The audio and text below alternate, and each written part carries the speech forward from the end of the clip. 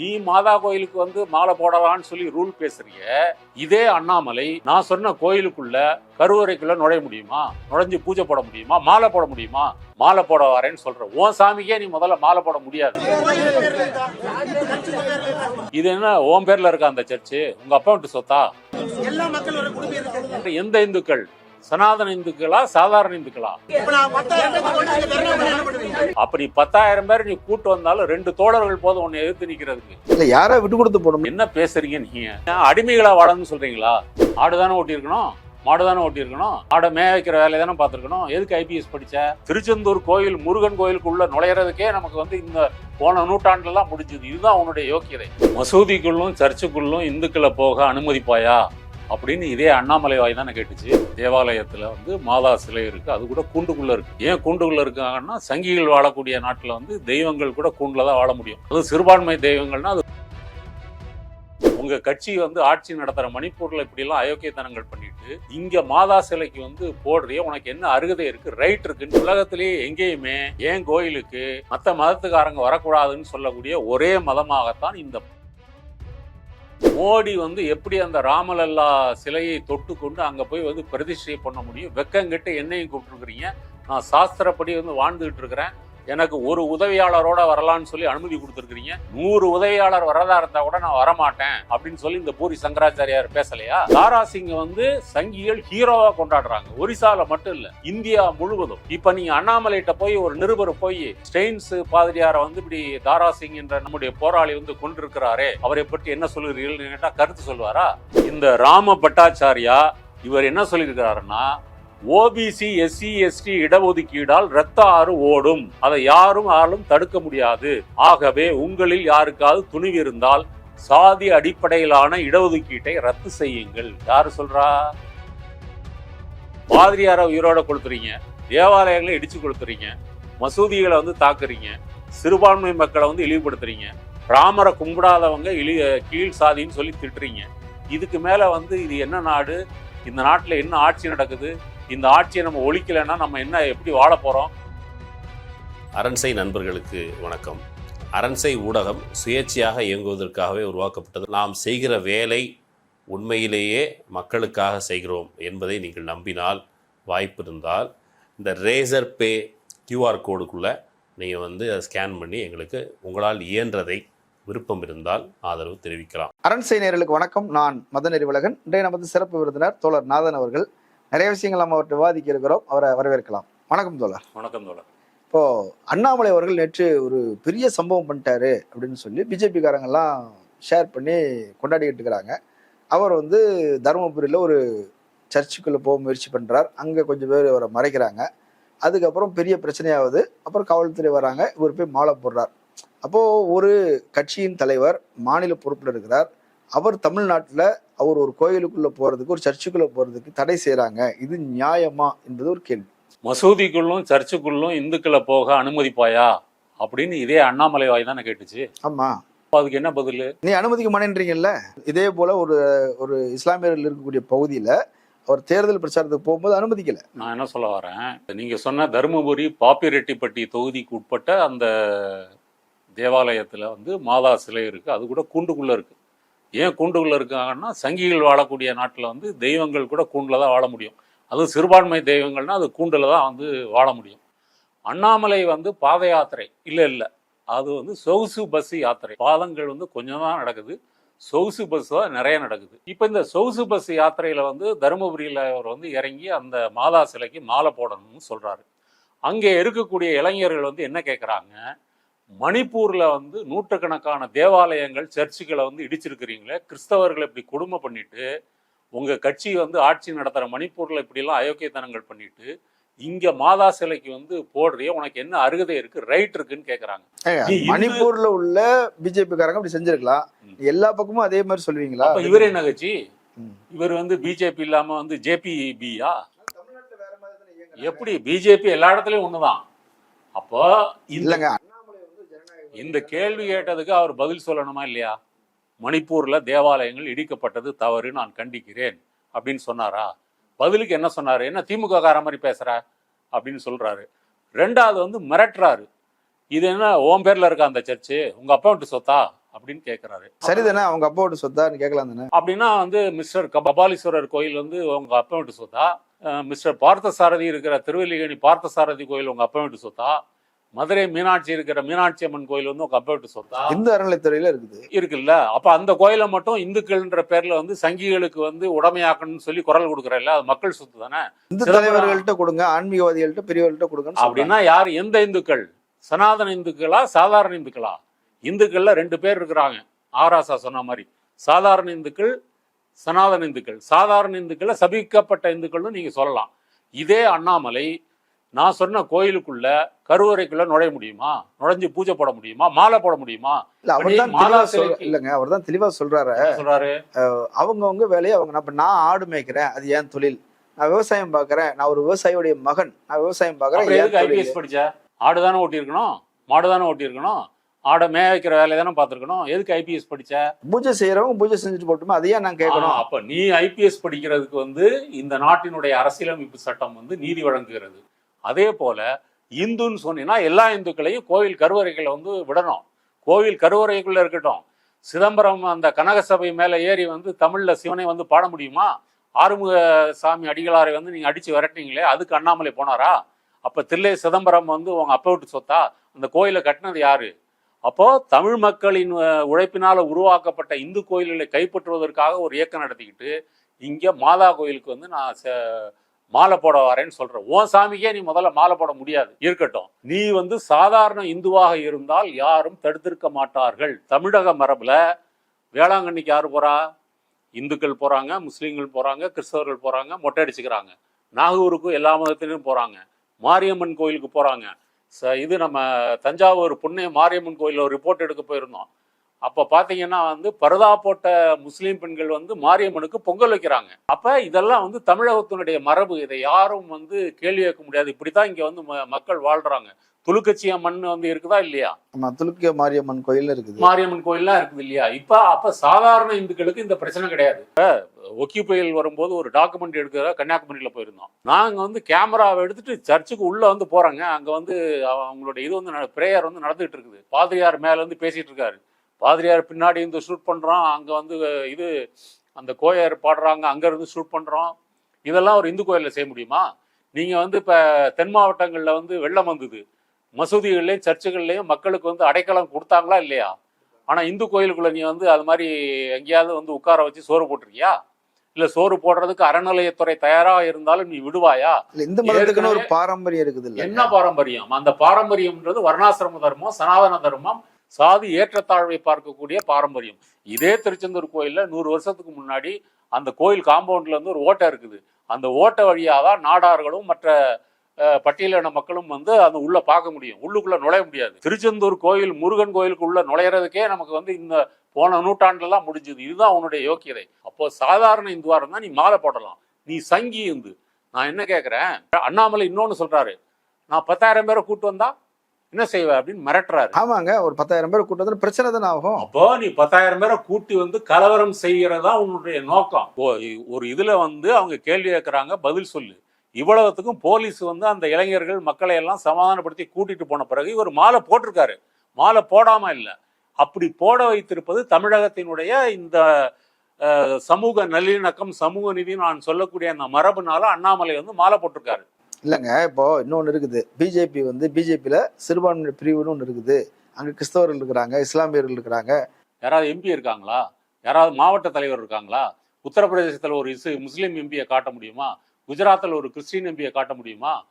அல்லது நீங்க வந்து இப்ப இந்தியா முழுவதும் பாரதிய ஜனதா ஆளுகின்ற மாநிலங்கள்ல வந்து ஏதாவது ஒரு முஸ்லீம் அமைச்சரோ கிறிஸ்தவ அமைச்சரோ இருக்காங்களா? ஒருத்தர் இருக்காங்களா சொல்லுங்க. ஆனா நாங்கள் மத சார்பற்ற கட்சி, ஒரிஜினல் மத சார்பற்ற கட்சி. சிறுபான்மையர் அணி என்பது வந்து ஒரு போங்காட்டம். நீ அதிகாரம் உள்ள பதவிகளை வந்து நீ வந்து உயர் சாதி இந்துக்களுக்கு, மேல் சாதி இந்துக்களுக்கு கொடுத்து விட்டு வேலூர் இப்ராஹிம், டெய்சி இந்த மாதிரி வந்து சங்கி இந்துக்கள், சங்கி முஸ்லீம்களை வைத்துக்கொண்டு நீ வந்து ஒரு ஷோ காட்டுற. 10,000 பேரை கூட்டு வந்தாலும் தமிழகம் எதிர்த்து நிற்கும்.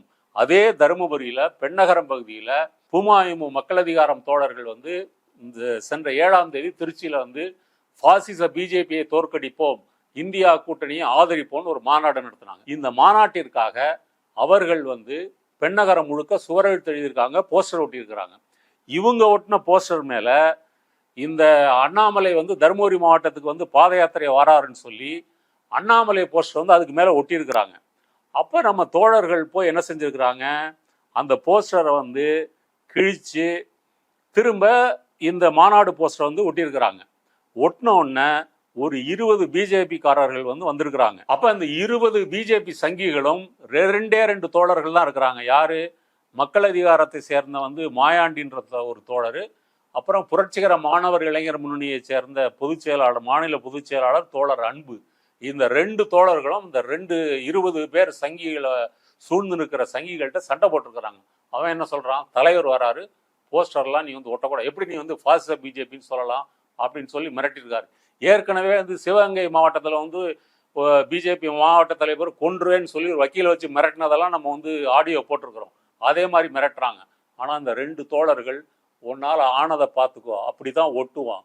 இதுக்கு மேலே பிரச்சனை பண்ணேன்னா இங்கே பிஜேபி அண்ணாமலையினுடைய அந்த சொகுசு பஸ் யாத்திரையுடைய ஒரு போஸ்டரோ ஃப்ளெக்ஸ் பேனரோ இருக்காது, எல்லாத்தையும் வந்து எரிச்சிருவோம் அப்படின்னு சொன்னாங்க.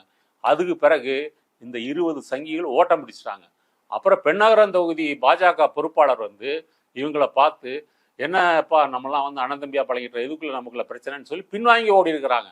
அப்படி 10,000 பேர் நீ கூட்டு வந்தாலும் 2 தோழர்கள் போதும் உன்னை எதிர்த்து நிற்கிறதுக்கு. சரிங்க, இப்போ அவங்க ஒரு இந்துத்துவ கட்சி என்றாலும் கூட இஸ்லாமியர்களோடு கிறிஸ்தவர்களோடு இணக்கமாக போகிறது விரும்புகிறாங்க, முயற்சி பண்ணுறாங்க. அவங்க ஒதுங்கி கூட இருந்திருக்கலாம் கடந்த காலத்தில். இப்போ வந்து மாதா சிலைக்கு மாலை போட்டு இஸ்லாமியர்கள் கிறிஸ்தவர்கள்ட்ட நெருக்கமாக இருக்குன்னு முயற்சி பண்ணுறாங்க. அண்ணாமலை மெனக்கறாரு. இதில் என்ன தவறு இருக்குன்னு கேட்குறேன். இது வந்து வேஷம். இதே அண்ணாமலை மைக்கேல்பட்டிக்கு எதுக்காக போனாரு?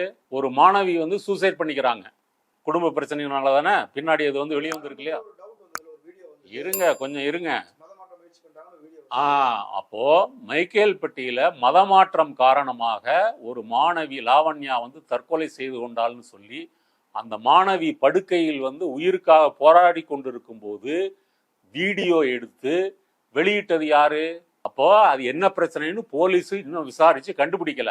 இல்ல, அரெஸ்ட் பண்ணிட்டாங்க அவரை. விஸ்வ அரெஸ்ட் பண்றாங்க. அதுக்கு முன்னாடி நீ போய் மதமாற்றம் தான் காரணம் அப்படின்னு சொல்லி பேசுனது இதே வாய் தானே.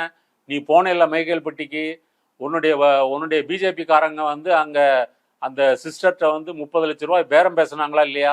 இதெல்லாம் வெளியே வந்திருக்குல்ல, அப்புறம் தான் அரெஸ்ட் பண்ணாங்க. அப்போ மதமாற்றம்னு சொல்லி மைக்கேல்பட்டியில வந்து நீ வந்து கிறிஸ்தவர்களுக்கு எதிராக வந்து நீ வந்து பேசியிருக்கிற. இன்னொரு உதாரணம் சொல்றேன்.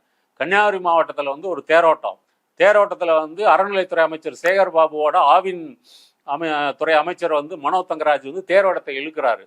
அப்போ மனோ தங்கராஜ் ஒரு கிறிஸ்தவர் எப்படி இழுக்கலான்னு சொல்லி இதே பிஜேபி RSS கும்பல் வந்து அங்கே எது சண்டை போட்டாங்க. அதை மீறி அவங்க தேரை வந்து இழுத்தாங்க. நீ மாதா கோயிலுக்கு வந்து மாலை போடலான்னு சொல்லி ரூல் பேசுறிய. ஒரு மனோ தங்கராஜ் வந்து தேரோட்டத்தை இழுப்புக்கும் போது வந்து அந்த வாய் அப்ப வந்து என்ன பேசிச்சு?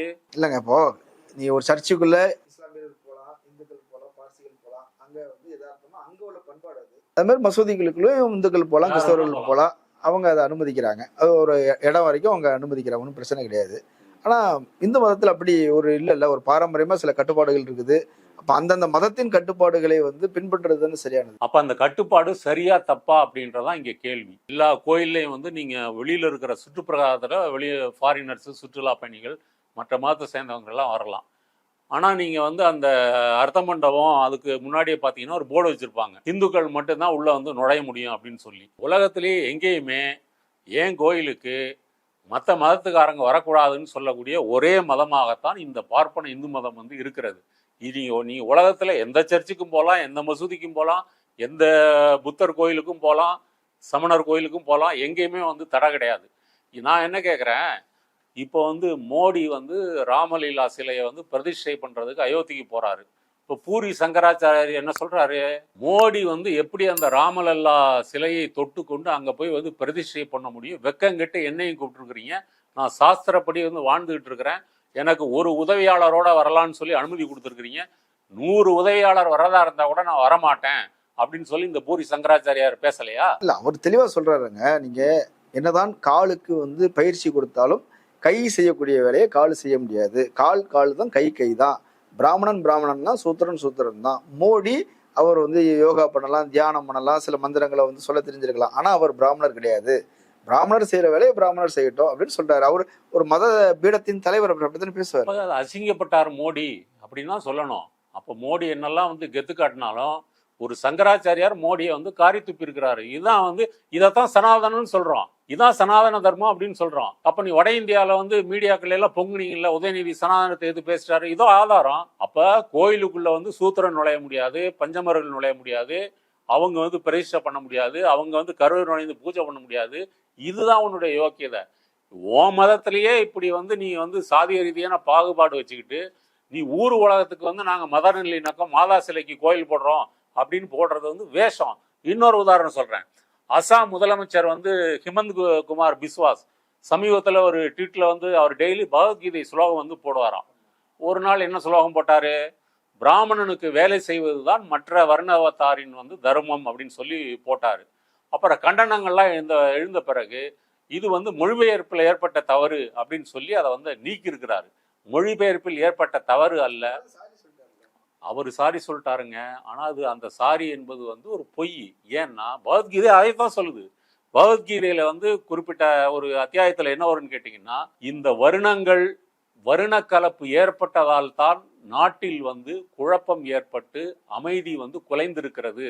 இப்படி வந்து ஸ்லோகமே இருக்கு. இப்ப வருண கலப்புன்னா என்ன, பிராமணன் வேலையை வைசியன் செய்யறான், வைசியன் வேலையை வந்து சூத்திரன் செய்யறான், சூத்திரன் வேலையை வந்து சத்திரியன் செய்யறான்.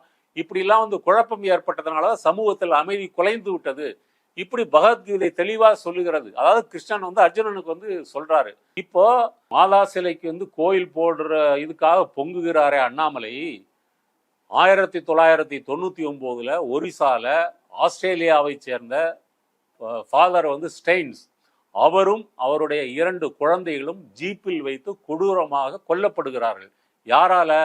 பஜ்ரங் தள் என்ற சங்கிகளால. அதுல தாரா சிங் தான் வந்து நம்பர் 1 அக்யூஸ்டு. அப்ப பிரதமராக இருந்தவர் வாஜ்பாய். அப்ப இந்த ஸ்டெயின்ஸ் வந்து என்ன செஞ்சாரு, அங்கே இருக்கக்கூடிய தொழுநோயாளிகள்கிட்ட போய் வந்து வேலை செய்யறாரு, பழங்குடி மக்கள்கிட்ட வந்து வேலை செய்யறாரு. ஆனால் சங்கிகள் வந்து நீ மதமாற்றம் செய்கிறாய் என்று வந்து குற்றம் சாட்டி அவரை வந்து கொடூரமாக எரித்து கொண்டார்கள். தாரா சிங் வந்து சங்கிகள் ஹீரோவா கொண்டாடுறாங்க. ஒரிசால மட்டும் இல்ல, இந்தியா முழுவதும். இப்ப நீங்க அண்ணாமலைகிட்ட போய் ஒரு நிருபர் போய் ஸ்டெயின்ஸ் பாதிரியாரை வந்து இப்படி தாரா சிங் என்ற நம்ம வந்து நம்முடைய போராளி வந்து கொண்டிருக்கிறாரே, அவரை பற்றி என்ன சொல்லுகிறீர்கள் கேட்டா கருத்து சொல்வாரா?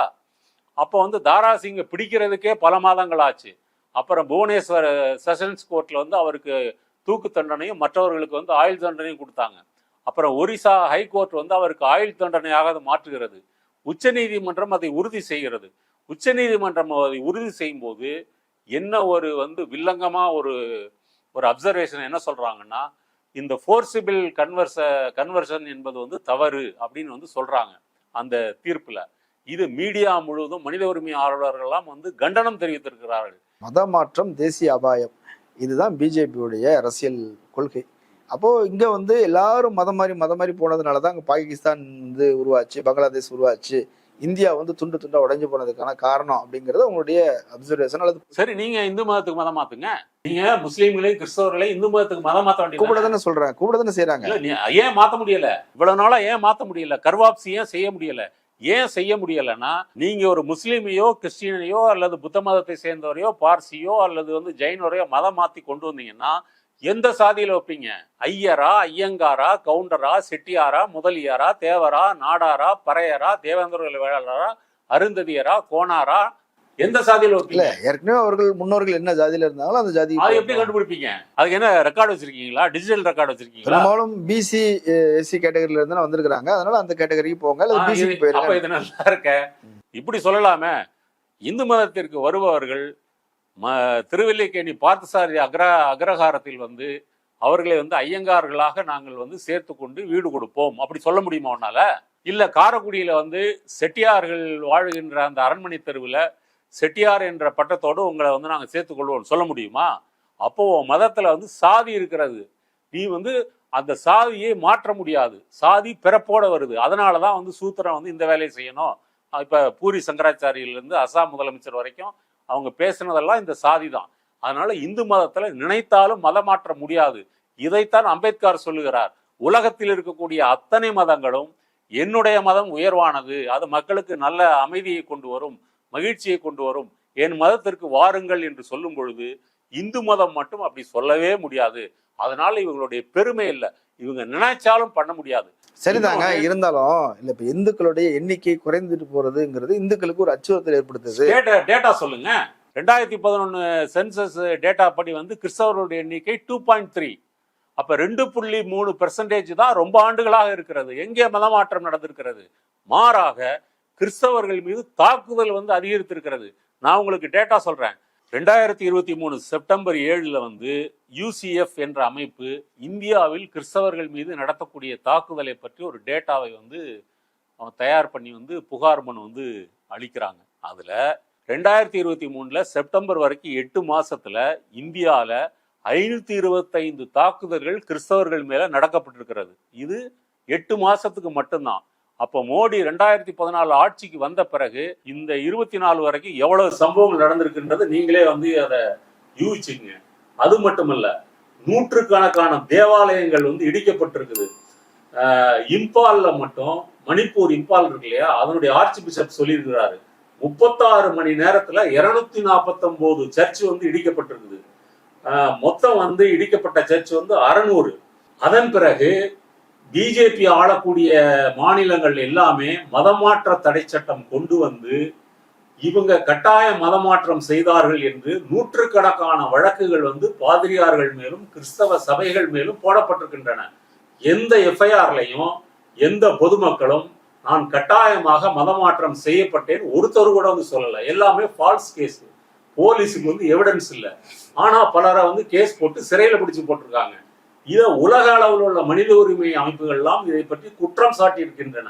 அப்ப மோடி ஆட்சி வந்த பிறகு கிறிஸ்தவர்களுடைய எண்ணிக்கை கூடவில்லை மக்கள் தொகையில. ஆனா அவர்கள் மீதான தாக்குதல் என்பது அதிகரித்திருக்கிறது. கிறிஸ்தவர்களுக்கு மதமாற்ற தடை சட்டம்னா முஸ்லீம்களுக்கு லவ் ஜிகாத் தடை சட்டம்.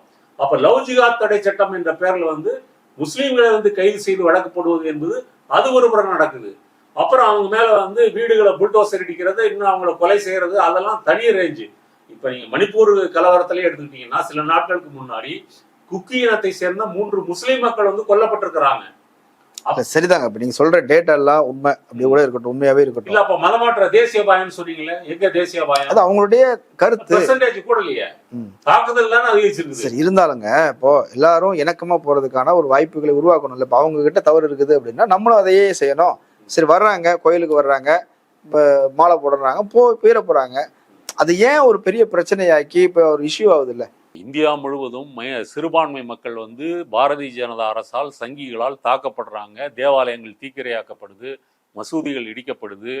இப்போ குஜராத் 2002 கலவரம் எடுத்துக்குங்க, பில்கிஸ் பானு வழக்கு எடுத்துக்குங்க. பில்கிஸ் பானு வழக்கு குடும்பத்தினரை கொன்று அவரது குழந்தையை கொன்ற கயவாளிகளை நீங்க குஜராத் அரசு விடுதலை செய்து அவர்கள்லாம் பிராமணர்கள்னு சொல்லி பட்டாசு வெடித்து இனிப்பு வழங்கி அவங்க வீட்டுக்கு போனால் வீட்டில் பாரத மாதா படமும் RSS தலைவர் ஹெட்கேவார் படமும் இருக்குது. பிபிசி நியூஸில் ஆதாரப்பூர்வமாக நான் சொல்கிறேன். இன்னைக்கு உச்சநீதிமன்றம் அது தப்பு, அது மகாராஷ்டிரா கோர்ட்டில் நடந்த வழக்குன்னு சொல்லி அவங்க மீண்டும் சிறையில் போகணும்னு சொல்லியிருக்குது. அப்போ பிஜேபியில் இருந்து கொண்டு முஸ்லீம்களை கொலை செய்தால், முஸ்லீம்களை ரேப் செய்தால் அவர்கள் சில ஆண்டுகள் சிறையில் இருந்து விட்டு விடுதலையாகி வெளியே வருவார்கள் அப்படின்னு இருக்கும் பொழுது பல அப்பாவி முஸ்லீம்கள் சிறையில் இருக்காங்களே, பல பத்திரிகையாளர்கள் இருக்காங்களே. அப்ப நான் என்ன கேட்கிறேன், இவர்கள் இந்தியாவுக்கு பதவிக்கு வந்த பிறகு, ஆட்சிக்கு வந்த பிறகு சிறுபான்மை மக்கள் இங்கே வாழவே முடியாத ஒரு நிலையில் தான் இருக்கிறது. இதுதான் யதார்த்தம். சரி, இதுக்கு முடிவு தான் என்ன? இந்த ராமர் கோயில் விவகாரம் இல்ல யாரா விட்டு கொடுத்து போகணும்ல, அதுக்காக கேட்கிறேன். ஏங்க என்ன பேசுறீங்க நீங்க? அடிமைகளா வாழணும்னு சொல்றீங்களா? கிறிஸ்தவர்களும் முஸ்லீம்களும் அடிமைகளாக வாழ்ந்தால், 2ஆம் பட்ச குடிமக்களாக வாழ்ந்தால் இந்தியாவில் வாழலாம். உங்கள் மதத்தை பின்பற்றவோ பரப்பவோ பிரச்சாரம் செய்யவோ வழிபடவோ உங்களுக்கு அனுமதி கிடையாது. நீங்க இந்து பண்பாட்டை தான் நீங்கள் ஏற்றுக்கொள்ள வேண்டும். இதை தான் நீங்க கேட்குறீங்க. இதான அட்ஜஸ்ட்மெண்ட். பாபர் மசூதியை அப்பட்டமாக இடித்து விட்டு அதுல ஒரு ராமர் கோயிலை கட்டி அதுல ஜனவரி 22 அதுக்கு அந்த ராமலல்லா பிரதிஷ்டை பண்ண போறோன்னு விழா அமைச்சு அயோத்தியில சுமார் இந்த இடத்த ஏர்போர்ட், இன்டர்நேஷனல் ஏர்போர்ட்னு கேபினட் மினிஸ்ட்ரியிலேருந்து அப்ரூவ் கொடுத்து ரயில்வே ஸ்டேஷனுக்கு செலவு பண்ணி ஏகப்பட்ட பணத்தை அவன் குவிச்சு என்ன அப்ப இது இந்து நாடா, மதசார்பற்ற நாடா?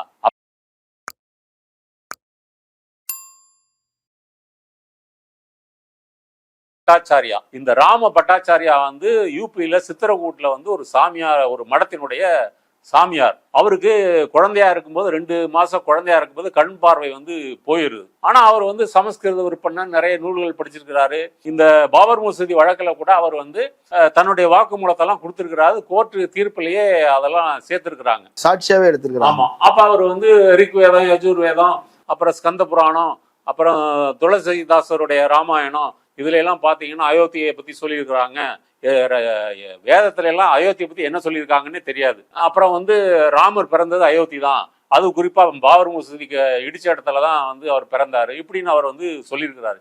இவர் இன்னைக்கு ட்விட்டர்ல நான் பேசிட்டு இருக்கிற இந்த தருணம் அரசு ராம பட்டாச்சாரியா அப்படின்ற ஹேஷ்டேக் வந்து ட்ரெண்டிங்ல இருக்கு. ஏன் அப்படின்னு சொன்னா, இந்த ராம பட்டாச்சாரியா இவர் என்ன சொல்லியிருக்கிறாருன்னா, ராமரை வணங்காதவர் சமார் அப்படின்னு வந்து சொல்றாரு.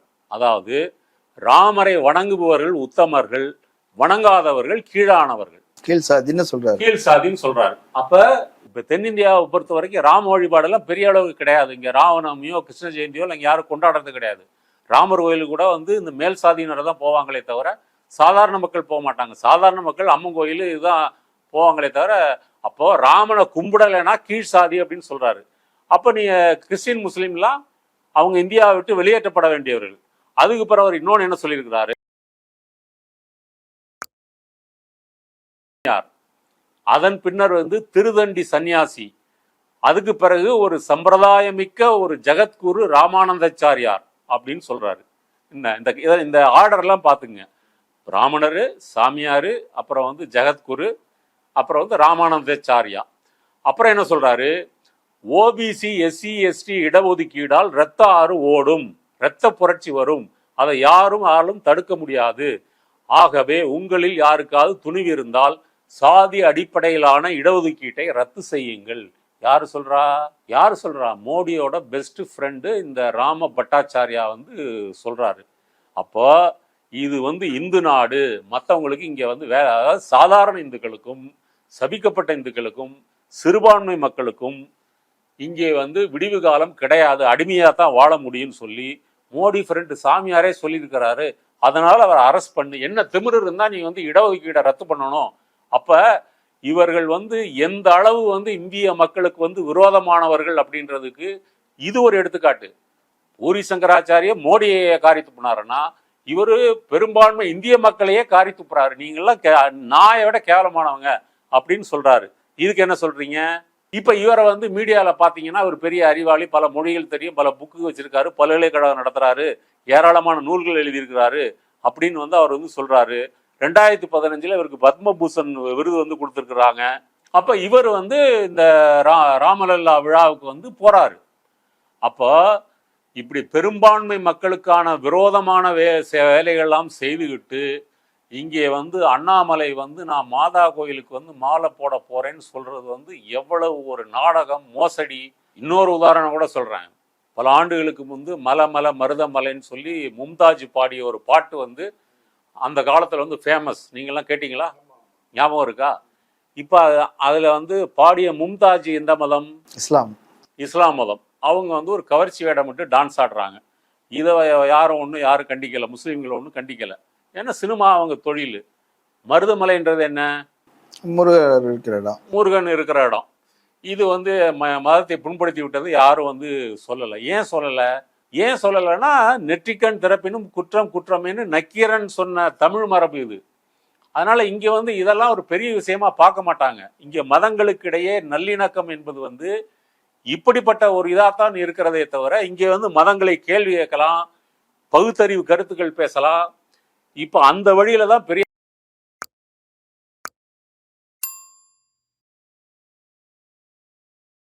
உதயநிதி வந்து சனாதனத்தை வந்து பேசுறாரு. இது தமிழ்நாட்டினுடைய மரபு. அப்ப இந்த மரபை சீர்குலைத்து விட்டு இங்கே மதவெறியை தூண்டி இந்துக்கள் என்ற பெயர்ல வந்து மேல் சாதிகள் இயக்கத்தையும் பொதுவுடைமை இயக்கத்தையும் அம்பேத்கர் கொள்கைகளையும் ஒழிப்பதுதான் இவர்களுடைய வேலை. இப்ப அம்பேத்கரை ஒழிப்பது வேலைன்றதுக்கு நீங்க ஆர்பிஎஸ் மணியன் உதாரணமா எடுத்துக்கலாம். ஆர்பிஎஸ் மணியன் என்ன பேசினாரு? அம்பேத்கர் வந்து அரசியல் சட்டம் எழுதல, அவர் ஒரு ஸ்டெனோகிராஃபர், சும்மா டைப் அடிச்சாரு, அவரை போய் வந்து சட்டமேதையெல்லாம் கொண்டாடுறாங்க லூசுங்க. அப்புறம் வந்து திருவள்ளுவருக்கு அப்ப யாருன்னு உனக்கு தெரியுமா, இப்படிலாம் வந்து கேவலமா கேட்டாரு. அப்போ இப்படி கேட்டவர் வந்து அப்புறம் வந்து உள்ள ஜெயிலுக்கு போறாரு. பிணை வரும்போது மன்னிப்பு கேட்கிறாரு. மன்னிப்பு கேட்கும்போது எனக்கு கிட்னி சரியில்லை, சட்னி சரியில்லைன்னா வந்து சொல்றாரு. இப்ப விசேந்த பரிஷத்து தலைவர் வந்து அம்பேத்கரை வந்து ஸ்டெனோகிராஃபர்னு சொல்ற, பாதிரியாரை உயிரோட கொடுத்துறீங்க, தேவாலயங்களை இடிச்சு கொடுத்துறீங்க, மசூதிகளை வந்து தாக்குறீங்க, சிறுபான்மை மக்களை வந்து இழிவுபடுத்துறீங்க, ராமரை கும்பிடாதவங்க கீழ் சாதின்னு சொல்லி திட்டுறீங்க. இதுக்கு மேல வந்து இது என்ன நாடு? இந்த நாட்டுல என்ன ஆட்சி நடக்குது? இந்த ஆட்சியை நம்ம ஒழிக்கலைன்னா நம்ம என்ன எப்படி வாழ போறோம்? காலம்தான் பதில் சொல்லணும். ஓகே, நிகழ்ச்சியின் இறுதி பகுதிக்கு வந்துட்டோம். பல்வேறு விமர்சனங்களையும் கருத்துக்களையும் சொல்லியிருக்கிறீங்க. மக்கள் பரிசீலிக்கட்டும். கலந்து கொண்டு கருத்துக்களை பகிர்ந்து மிக நன்றி. நன்றி. நேயர்களே, மற்றொரு விருந்தினரோடு மீண்டும் சந்திக்கலாம். நன்றி.